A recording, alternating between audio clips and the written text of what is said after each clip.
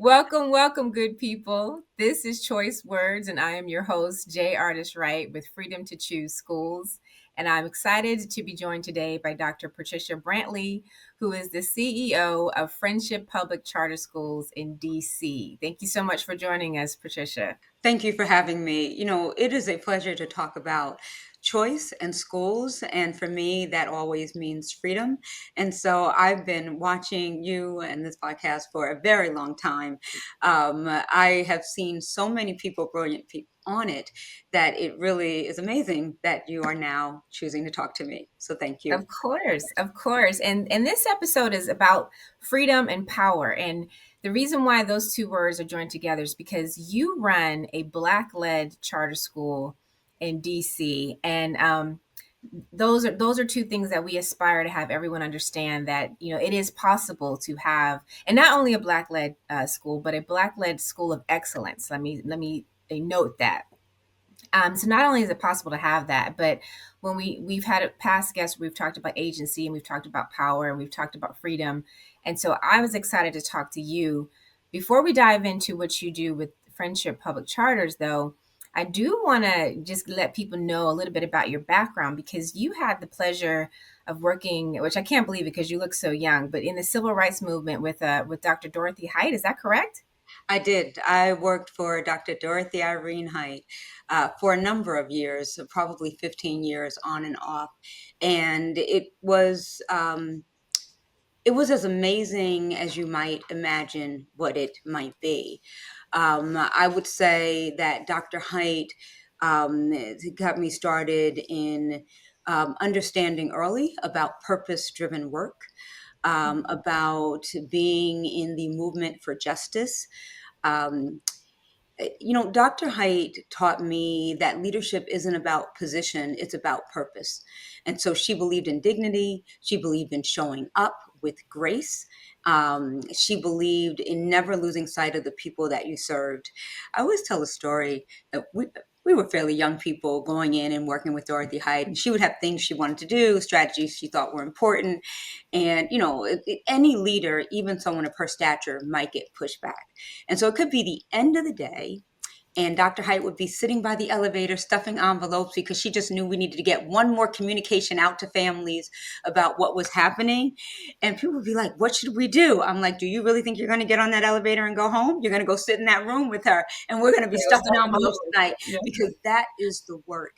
And I guess she laid a foundation for me that the work was about putting your heart in it, yes, your mind to it, but your hand to it as well. It was about doing the work, not just sitting around and telling other people what to do. And I always appreciated that about her because she did it with such grace, but with a real command of the people that were around her and making us understand why it was just important to be in it every moment. No, that's beautiful. And it's one of the things that I actually try to aspire to do in my own work, is to lead by example. Is like, I think, what you're naming. And it's not so much to sit there and be authoritative in your approach, but actually show people that this is a part of you. It's your baby. You've got blood, sweat, and equity in it, just like everyone else does. So that's really dope. And thanks so much for sharing that. I'm assuming that experience, you fed a lot into why you started to begin Friendship Public Charter. But tell us a little bit about, like, how did that road happen, and how did that lead to education for you? So it was interesting. I was working for Dr. Height for quite a while, and I can hear her voice reminding me. She would say, "If the struggle continues, then so must we." And a man by the name of Donald Hentz, who had been working for Children's Defense Fund, came to help out Dr. Height's organization in sort of development and fundraising. And this was sort of pivotal for me. I didn't start out planning that I was going to lead a large district or run 15 schools, that we were going to serve, 5,000 students. It was nowhere in my mind. I couldn't have even envisioned it, I think. But that wasn't my goal. I was deep into advocacy, doing what I thought was real work of change. And so Donald Hentz, who was then the president of Friendship House, as a board member, had been working for the Children's Defense Fund and then was on loan to Dr. Height. He would later found the schools, but when he came over to Dr. Height, he said to me, don't you want to do something real for children?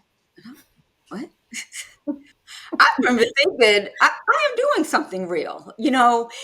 Uh-huh. but in some ways, I knew what he meant. Real as in changing what happens in a child's life, in their everyday life, from moment to moment, what they learn, how they see, whether or not they believe they can be great. And so it was one of those moments, like this crossroad. It arrives quietly, but it carries weight. And I said yes. I don't even know if I knew what I was saying yes to, but I was like, yes, I want to do something real.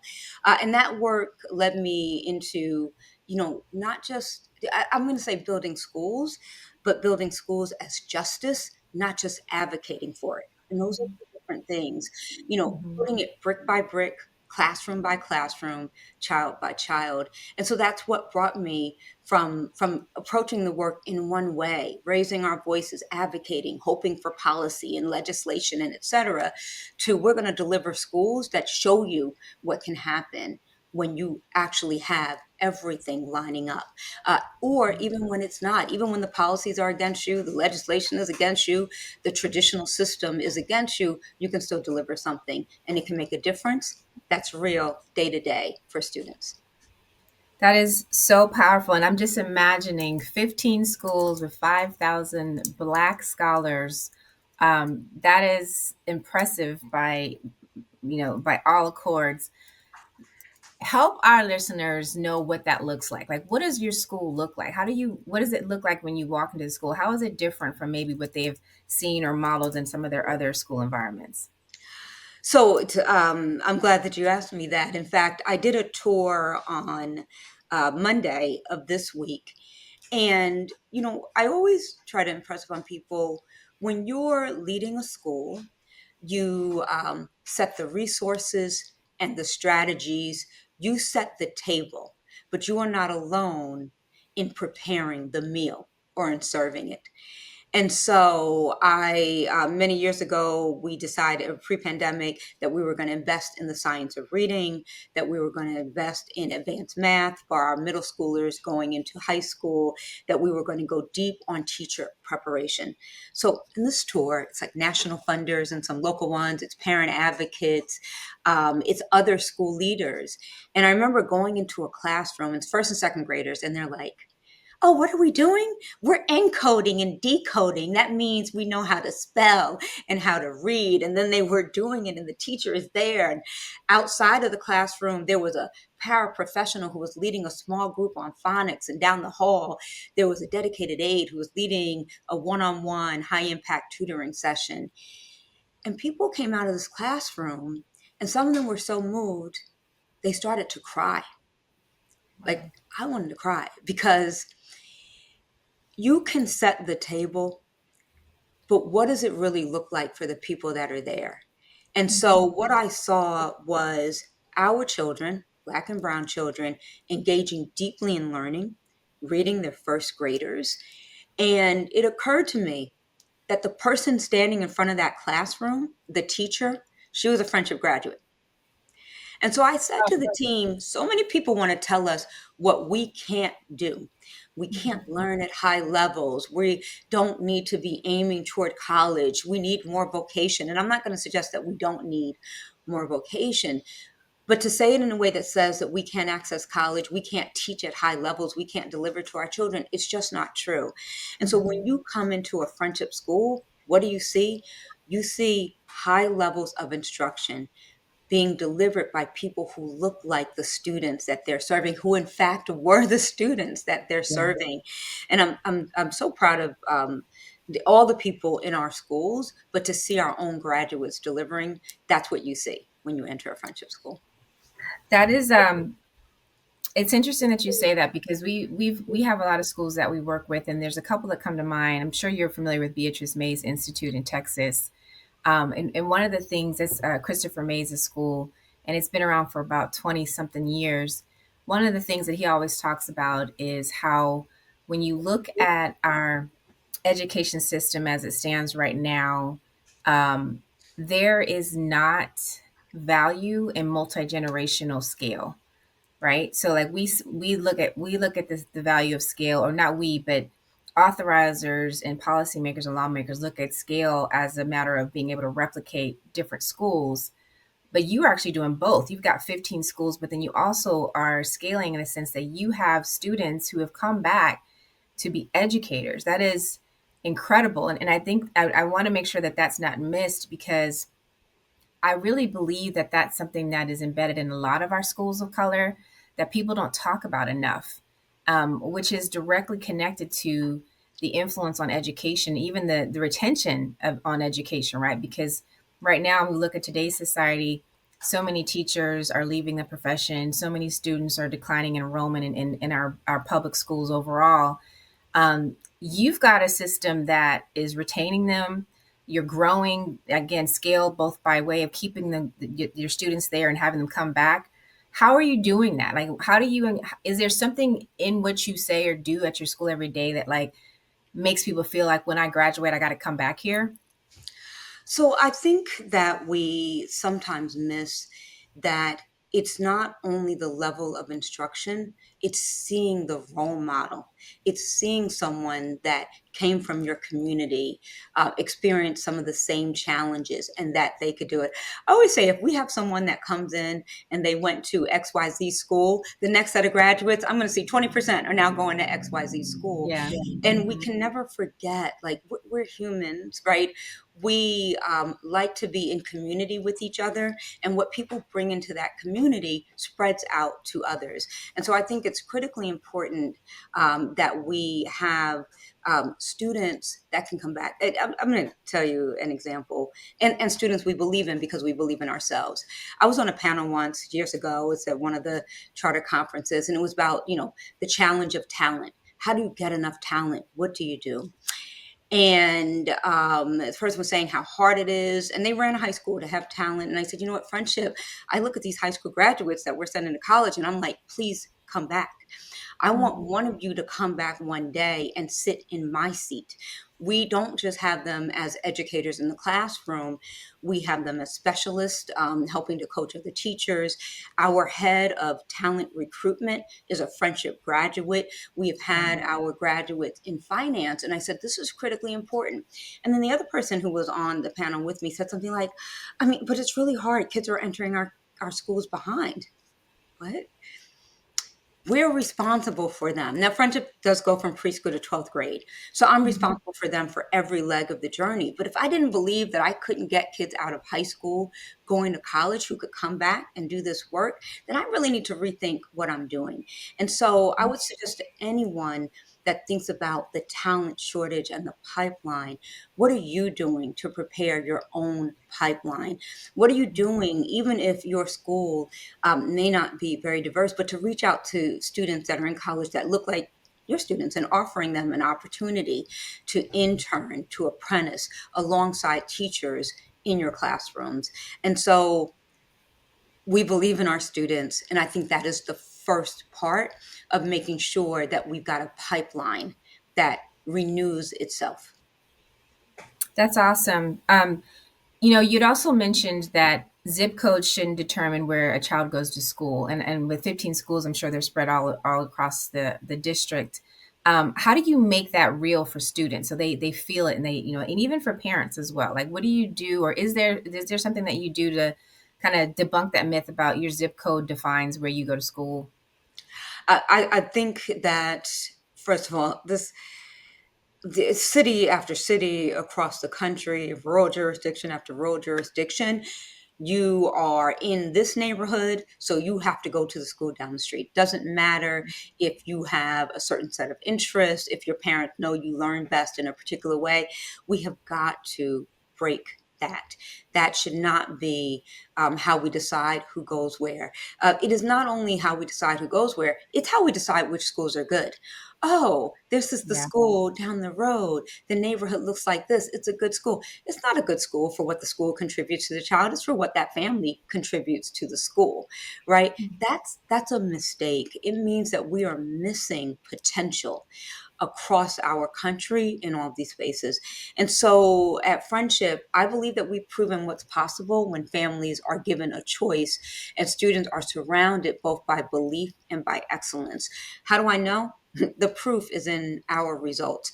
This past year, our charter authority said that out of the hundreds of charters that are here, there are 22 schools that they have deemed are level one exemplary. Seven of those schools are Friendship. That's The what's other up. ones are in level two strong, right? Seven of Uh-huh. those schools are Friendship.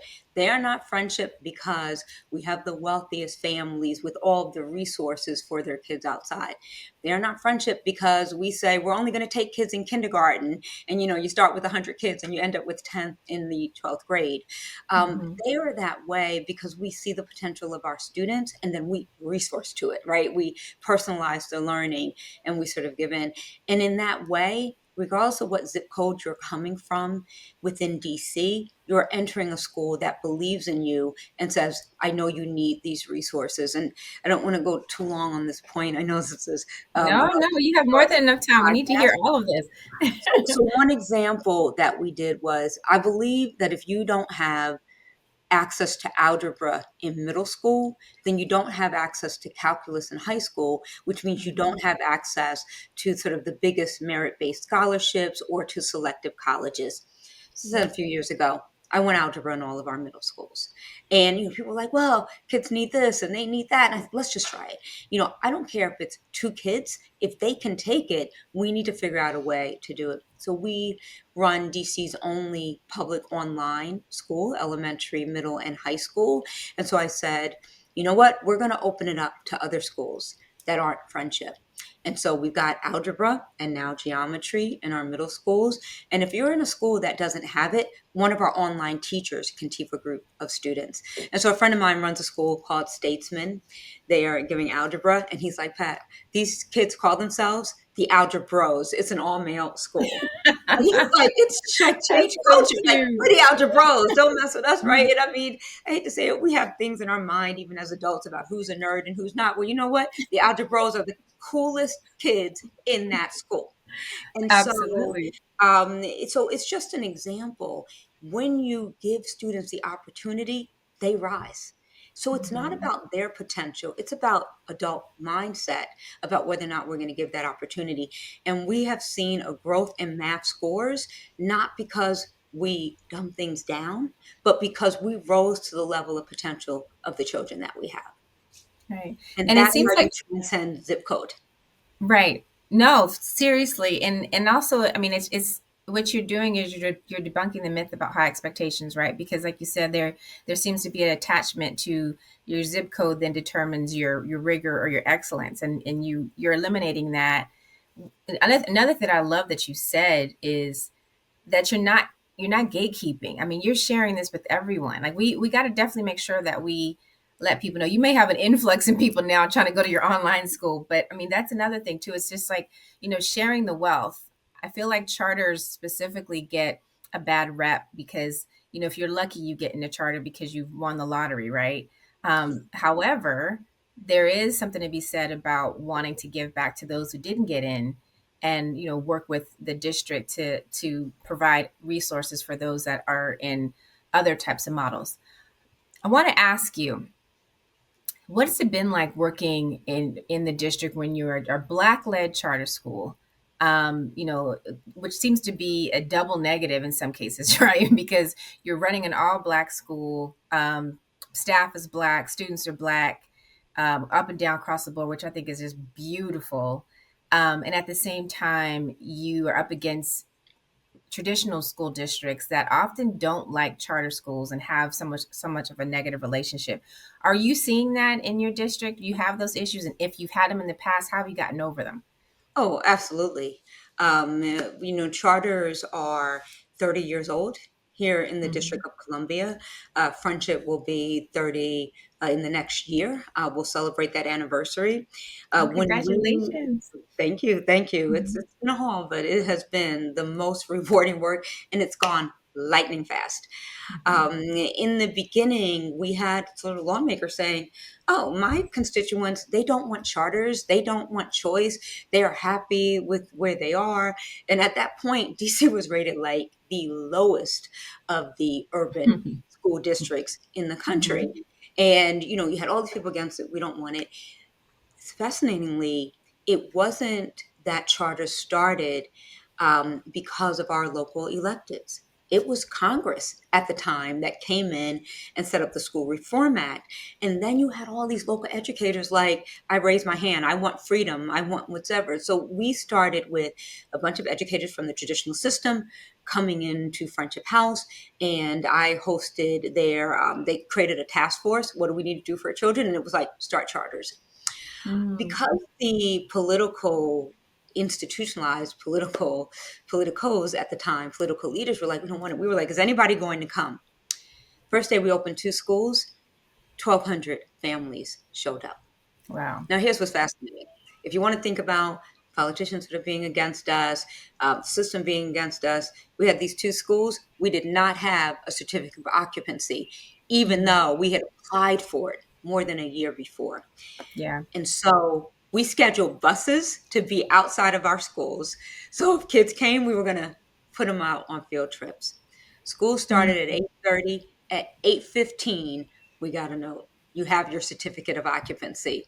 And I'm like, what did you all think? We were going to not open? I mean, we were going to Right. find a way, and we found a way. Mhm. Fast forward 30 years, where charters in the District of Columbia educate nearly 50% of the students, and the backlash is real. The Mhm. backlash is real. Last year, Friendship sought to help a school. It's called Eagle. It had 2 campuses. They wound up in trouble, sort of financially. Over 1,000 students. It was the summertime. We said, you know what, you can become part of the Friendship portfolio. We had the capacity to operate them. The families wanted it. We went for a vote. People sort of were against it. There are too many empty seats in the district. There are schools that could absorb these children, there, et cetera. And, in the day of the vote, someone called and they said, we had been for you, but there's so much happening politically that I'm sorry, we don't think the vote is going to go this way. And I said, it's a week before school is starting. It was just a few days. What are you going to do for these children if we're not the answer? Have an answer. I mean, I don't have that much ego. Like, if we're not the answer, what's the answer for What's these the answer? children? Mhm. And so the vote against us was no. The original school said there is no way that we can open. And they told that to families on Thursday or Friday, and school was to open on Monday. And so Wow. all these kids scrambled, and all these places that said we've got space for these kids, they were like, oh, um, maybe go over there, maybe go over here. Someone Yeah. called me and said there were 3 classrooms of children with autism. They have not landed. Can you take them? And I said, yes. I mean, what? Yes, yes. I mean, are you serious? Like, these are children that need stability. You haven't found a way to bridge this school so that at least a portion could stay open for a year and wind down responsibly. Of course, have the children apply. There was no preference for them. We've got to figure it out. We've got to do it legally. And, Mhm. they may not wind up in the school closest. We'll do transportation, but it's 15 campuses. We're going to try to figure this out. But it just made me think, while people are debating system level challenges, too many schools, too many seats, not too many performing seats, not too many seats where kids are going to get what they deserve, Yeah. they are not thinking about the 4-year-old that's going to go into a space that's scary, where they don't know people, where it's not set up for them, or maybe they have special needs and that school doesn't have a program for them. The challenge is still there. We need to figure out a way to come together and not fight just for our own schools, to your point about whether charters are sharing. Fight for the children, put children first, and make sure the system is following the child's need. Not families have to follow the need of the system. And that is a real challenge, particularly in what I'm going to call a middle-aged movement, where Mhm. families assume we're always going to be here, but we're not. Mm. Yeah. Right? We can go Yeah. away if there's not enough political will. And so I'm going to say this on this podcast. And I say this in person. Families, vote at the ballot boxes for your child's education. Do not Yes. let people talk about, oh, the system, we got to balance it. We have to do this. Ask them, What does this mean for my 5-year-old? Are you suggesting I have to wait 10 years for the system to be fixed and by then they'll be in high school? Vote at the ballot box for choices for your families today. See, this is so funny, Patricia, because somebody's going to think that I paid you to say that, and I promise you I didn't. But it's interesting that you should say that because, well, you attended our event we had at the CBC recently, where we did a polling with Cornell Belcher that literally polled Black and Latino families on education and choice. And 68% of families said that they would attend another school. Or I'm not sorry, 68% of families said that they are interested in other education options, and they would vote differently based off of a candidate who either supported options or didn't support options. So what you're saying is resonating with families. And I'm glad to hear a CEO and a school leader say this because they need to hear it from all sides. Lawmakers need to hear it, parents need to hear it. It also makes me think of that power that you have because you had 1,200 people show up day one ready to be a part of your school, right? And I mean, that was just, I'm the imagery of that. Like, you probably had some people, the haters who were like, no, we're not going to give them their certificate of occupancy. And that is definitely a political move that a lot of our colleagues have experienced.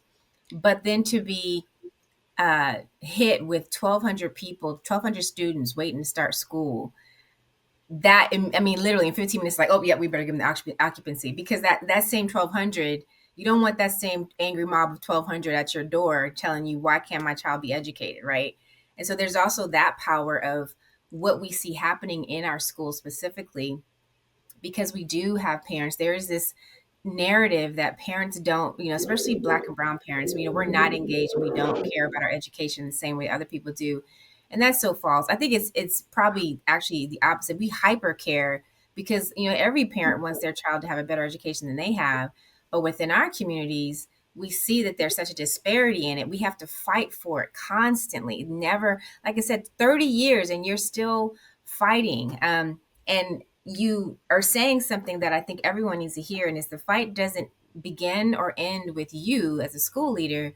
It begins with the parents and it ends with the parents because you got to keep fighting to make sure that these people understand how important it is to have options like Friendship Public Charter. I would wholeheartedly agree. People think the fight is whether or not you open up a new school or expand seats or do et cetera. It's almost every day. 2 years ago, there's a per pupil funding formula. And what that means is that every public school should get the same dollars based on the kids that they have. So if the local Mhm. district is getting, $8,000 a student, then public charters get $8,000 a student. And that should be the amount of money that flows through to a school. And so 2 years ago, it was, well, we need to increase teacher pay for the traditional district. We're not going to put that through the per pupil mechanism. But it's always gone through that mechanism. And Mhm. so I just remember explaining it to my charter school teachers like, you are the most important resource that we bring to our children. And yet, I don't know if I can pay you fairly in a city that has one of the highest costs of living of anywhere in this country. And so our teachers, like they went down to council and I'm like, it's not my words. Tell them what it means to you. Like, you know what it means when I know that you're going to have a child, you're getting a new house or et cetera, and you're getting underpaid. So our Yeah. teachers showed up and they were like, well, why can't they just pay you more? Why can't they just make a decision? And I said, let me explain to you. It's one pie. If I have $100, that's Mhm. all I have. And I got to pay Mhm. the rent and I got to pay, the mortgage, I have to buy the books and I have to pay the teachers. You think that teachers want to come into a system there, maybe they get fair pay, but you mentioned about our schools being predominantly Black. Well, yeah, there's a teacher, but they see the security guard that they may have grown up with, and they see the dedicated aide and the paraprofessional and the lunch lady. This is America. We need to have pay that's commensurate with the lifestyles that people need to have, that they have livable wages. And so we eventually prevailed, but that's a fight now every year. Will we get an adequate increase so that we can make sure our teachers get paid? It's not just that. There's a thing now that says, well, charter schools aren't going to be able to do bonds. I know families are like, what does that mean? Friendship has $250 million worth of assets. We have $160 million worth of debt. That debt we did through bonds, so our interest rates are about 3%, 3.5%. If we didn't have those bonds, our interest rates would be at 7%. And I say this is really important. Charter schools are about delivering something for kids, but you have a whole business on the backside that you have to run. Yes. From Mhm. 3% to 7% means I'd pay $4 million more in debt service, right? You think about your mortgage, think about your mortgage doubling. You're not getting any more square footage. You're not getting any more classrooms. You're not paying teaching more. Right. You are simply paying more. And so the powers that be are saying you can't do bonds of charters in DC. That's what we're fighting against, right? Yeah, that's We're fighting it's against. insane. There's this misconception that charter schools just have this bucket of wealth and money coming from everywhere, which you just mentioned. It is both a business that you're running, but also it's a school, and you have to run it both. I mean, even public schools are that way. I think that's why a lot of our public schools fail because we get a lot of educators that come in to teach, but they don't have a business or finance background to manage. And I think that's why a lot of them we have setbacks in a lot of our traditional schools. I'm in Texas, and Houston has already been taken over, and there's talks and threats of other districts in Texas being taken over as well. And it's unfortunate because it is a management issue, and it becomes an adult issue versus a student issue. Adult issues are money and job security. Student issues are curriculum and academics, right? And so you have to, when you become a leader, and I'm not telling you anything you don't know. I think this is more so for our listeners, right? When you are a leader such as yourself, you've got to balance both. And again, it's about how do you balance that? So I really like the way you broke that down, and hopefully our readers will understand that because too often, charter schools specifically seem to be associated with this money tree of wealth, and a lot of it is not that, especially for our leaders of color, because we have some schools in some of our rural areas where I know school leaders who put up their own house. They put up their own mortgage to keep the school running because they didn't get their enrollment dollars in time, and or their per pupil funding. So these challenges are real. And I'm glad that you're just sharing this because our listeners need to hear this, from someone like you personally, from firsthand. Another question I have for you, and this is kind of, you mentioned like this is America and this is where we are in this country. And as of today, as you know, we are in a very interesting state. And you know this better than anyone being in DC. Um, what has your fight been like in DC with this current administration that is doing all it can to erase the concept of identity, specifically identity for Black people? I mean, they're closing down parts of the Smithsonian that talk about African culture. They're even closing down parts of the African American History Museum that's talking about slavery. They're cutting back on resources across the board for the Department of Education. I mean, there's so many things that they're doing to everybody, and at the same time, a lot of them seem very intentional around certain subgroups. And so I just want to know, like, what has your experience been like? How are you able to manage right now when you've got that level of opposition nationally, right in your backyard? These are hard times, particularly mentally, for our families, for our educators. In DC, which sort of had the National Guard brought in, there's not a day that has gone by since that happened that I don't get a text or an appeal from another school leader saying, hey, ICE is outside, the National Guard, my kids are afraid, sort of these things are happening. And in some ways, you literally just want to close your schoolhouse's door and teach. But we're teaching humans. They come with feelings. And so you see a lot of sort of wrapping around our children and families. And this is a country with a lot of history. History of oppression, yes, but history of succeeding over tyranny, right? Yeah. And I really wish that people would remember that in some ways, I don't care what color, walk of life, or whatever that you came from. If you're in America, you were probably oppressed in some way, whether it was You had the to overcome British, something. whether it wasn't, you overcame something. And we've got to Mhm. figure out sort of what binds us. And so I feel like these educators wrapping around, I feel people who have said to me, how are we supposed to run schools in this? This is too much. And I don't mean to sound like callous, but what I said to them is the way that we have always done it. In some ways, for some of us who are now leading schools, even as teachers, we're coming from a place of privilege that many of our children don't have. And that makes us what? Witnesses of what they are living. And the Mm, power in witnesses is to record, to know, and to share the history of the present with people in the future, right? I I love that. said to someone who was like, they're talking about ICE and how we're leaving schools. This was a text message. And I said, you know what happened on last week? I have two young children who are half siblings, and they were staying with the father of one. You know, they're good friends, they're close in age. Mhm. They were staying overnight on the weekend, and their mother got killed on the weekend. And the parent they were staying with, the father, he brought them to school. He hadn't told them because that was their safe place. And I'm like, you want our Yeah. psychologist to wrap around? What do you want us to do? At the end of the night, he was going to come. The psychologist was going to be there, and he was sort of going to tell them it's a domestic violence incident. And it was terrible. And I said, you know what? They had to come to school. So you know what we're doing? We're coming to school. School is open. And I Yeah. get it. It is not humane. Anybody who's leading a school, it is not really humane. But what's it like for those children? Right? We can Mm, never forget that. And so I guess I'm going to say this. There were times that we weren't allowed to read. But you know what yeah. we did? We kept the history and we passed it down. We kept our Bibles and we did it in secret. And Mhm. so I want to get out there and say, fight, fight, fight. Yes, fight, fight, fight. Fight out in front.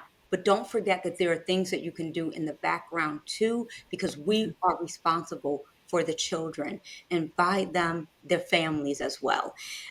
So, yes, it is hard, but it is no harder than what other people who came before us had to do. This um, Dr. Height talks about, or talked about, she's obviously passed away now, but I just remember her talking about being this young person coming out of rural Pennsylvania. She had been accepted to a college in New York, and she travels up there, and they see her and they say, oh, well, we don't have a spot for a young African American. Can you I'm sure they imagine didn't say African that? American, but Well, no, back then, Negro, I mean, or whatever their own word might have been at right, that point. right, Can you imagine how soul crushing that was? right. You know, for this teenage child to hear that. But another school said, "Oh no, come here." And she is still one of the most brilliant people I have ever met. Their loss, right? Yeah, Society gain. And so I just don't want us to forget that sometimes we can turn off the television, you know, for my friends who might have a glass of wine at the end of the night. We are privileged in this, but we are the witnesses, and we can keep schools open, and we can make sure that our schools, when you're in them, that, that our children are being affirmed, that they're learning their lessons, that they're getting the tools to lead their own revolutions, but that they are well taught, that they are well loved, that they are nurtured, and that they are given what they need to succeed.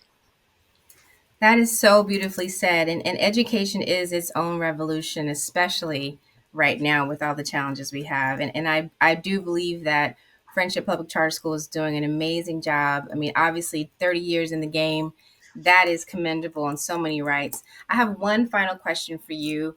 It's a question that we ask all of our guests, and it's a play off of our word choice words. Choice words can mean two things. It could mean choice words in the sense of talking about school options, but it could also mean I have something I want you to know. And you dropped so many gems in this podcast for all of us to hear. But I'm just curious to know, and I'm going to give you a specific choice words because I just want to be a devil's advocate for people who listen to this podcast, and people who will say things like, "Well, isn't it segregation when you just have a school of all Black people?" Which I'm sure you've dealt with that in the 30 years you've been working with friendship or not. I'm sure you haven't been there for 30 years. I still can't believe you look like you're 30 years old. So I can't even understand that. But as we wrap up, my question to you is what are your choice words for people who look at an all Black school with a predominantly Black staff, with a CEO who's Black, and they basically say, in the sense that this may not be doing well, or this isn't a good model of excellence? What do you tell them? The model of excellence does not have a color.